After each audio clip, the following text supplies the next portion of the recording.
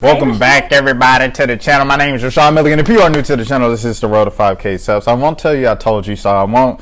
I'll tell you this. I'll open up with this. So, to pull back the curtain a little bit, a little more transparency, I am off today. So I had a couple more free hours, and I used those couple hours to rewatch the Mississippi State game, LSU game, and to look at the final 2 minutes again, and to go over the highlights once again, and then listen to all the press conferences, and then to go back into what Louisville did last year, and what I looked at Haley Van Lith's also career high game against Clemson a couple years ago when she scored, I believe it was 34 points against Clemson. It might have been 32 against Clemson, at Clemson, against Robinson and everybody out there. Shout out to Robinson. Doing it big as a teacher, doing the dual thing as a student athlete, and putting every word. Anyways, I say all this to say I wanted to study just beyond Haley Van Lith having 4 points in 31 minutes, and then after we called out. First things first, or second thing, third thing, whatever part I'm on with this video at this point, I do want to shout out Angel Reese and Anissa Murrow for their performances after I kind of challenged them after that last game against South Carolina. I feel like they stepped up to the plate. Shout out to Big Foe Flajay Johnson for the big offensive performance as well. This is what I want to say. Kim Mulkey has a decision to make. She has a decision to make because, you know, you can point at the players and tell them they have to play better, but at the same time, you're supposed to be the coach with the national championships and the pedigree, and the one that's getting paid so-and-so $1 million a year and things like that's you. You're Kim Mulkey. You're the Hall of Fame coach that Flajay wanted to play for. You're the Hall of Fame coach that Angel Reese wanted to get coached by Tuffley. You're the coach that all these players are going to be at LSU and to be part of that prestige regime. You know, shout out La Tech, shout out to Baylor. But anyways, let's get into it, bro.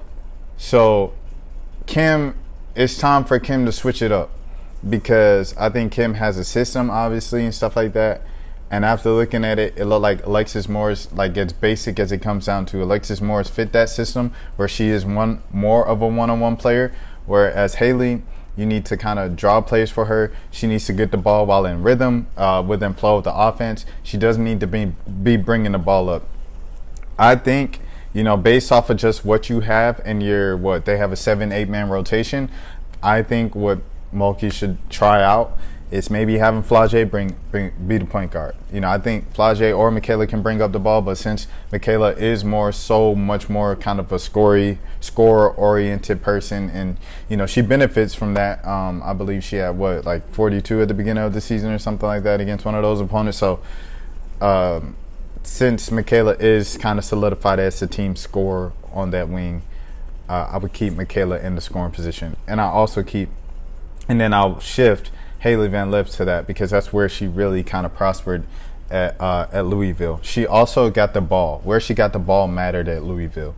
She usually gets the ball on the strong side at Louisville, where you know, her teammate is closer to her. Obviously, there's more defenders and more people on that side of the floor, but they get the ball to her. She can get in a rhythm, kind of like step into the shot or step into the decision, whatever she's going to do with the ball, as opposed to bringing the ball up. When she brings the ball up and the defenders disrupt her early, that gives her problems, that gives her issues. She hands the ball up to Michaela or Flajay, and what she does a lot of the times, if you watch the film this season, she'll go on the weak side. And regardless if the wing player takes a shot, or if they pass the ball, or if they go directly, or if they go into the post, entry post, say the post player might see Haley open right on the other side of the floor.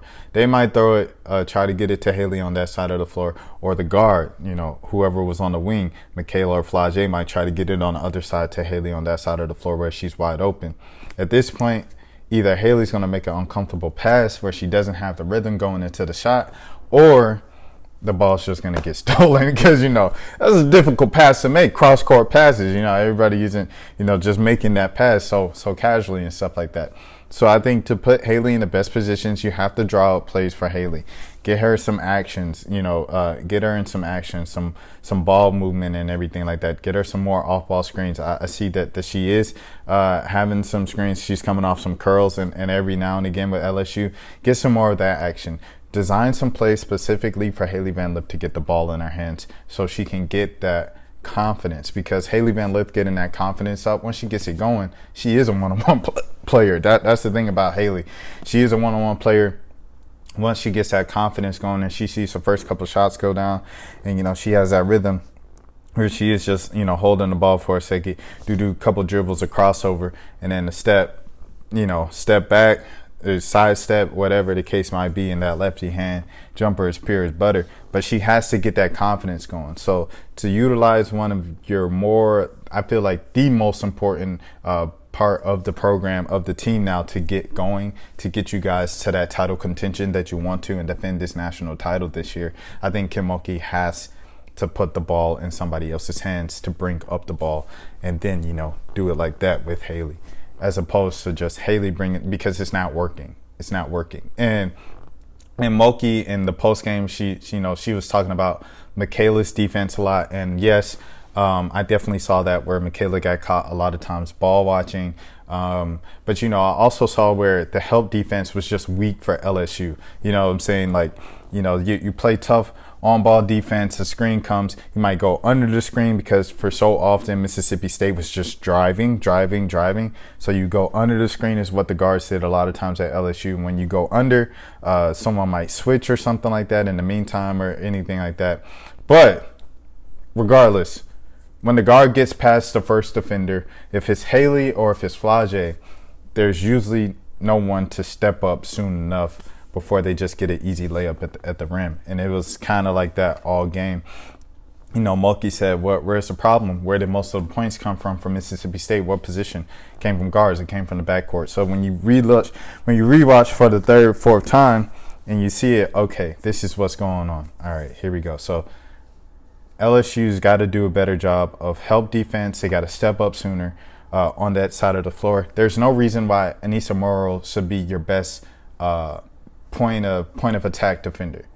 She shouldn't be the best defender that you guys have up top at the top of the key against these guards, against these forwards, who can dribble the ball and handle the ball a little more.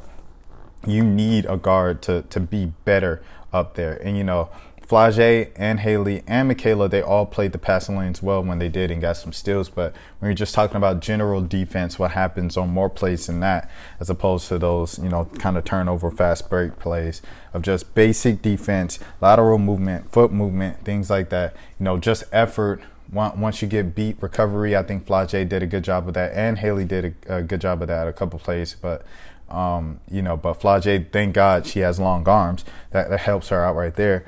But, recovery, effort. Once you get beat, instead of just, but like you guys said, that goes back to the depth. But you guys been playing 40 minutes in full games your entire lives. You guys have been All-Americans. You guys, and this goes back to there's no sympathy when you don't have depth, when you all were All-Americans. You know what I'm saying? At some point or another, you all were All-Americans. So you got to muster up that extra little energy.